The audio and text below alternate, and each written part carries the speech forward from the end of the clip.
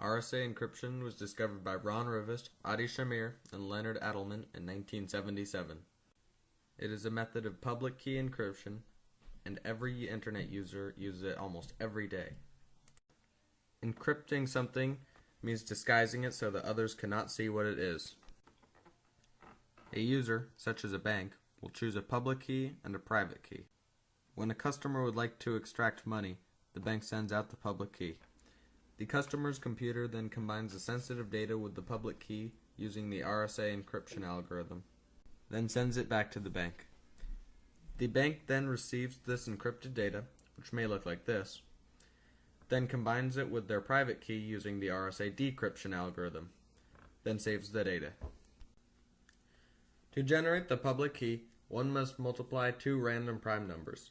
The larger these primes are, the more secure the key. Then phi of n must be calculated by multiplying p1 minus 1 and p2 minus 1.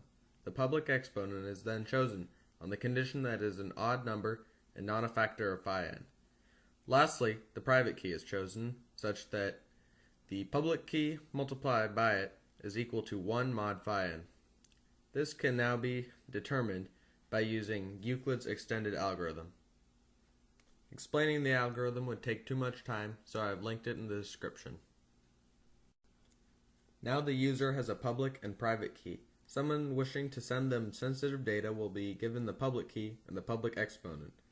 Their computer encrypts the data using the formula on the screen, where M is the message in numeric form, N is the public key, and E is the public exponent. To decrypt the data, the user will use this formula, where C is the encrypted data, D is the private key, and N is the public key.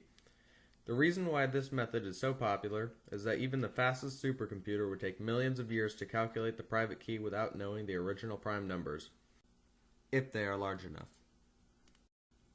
Without the private key, it is impossible to decrypt the data. The algorithm above is very easy to implement with a programming language, which is why it is the most copied software in history.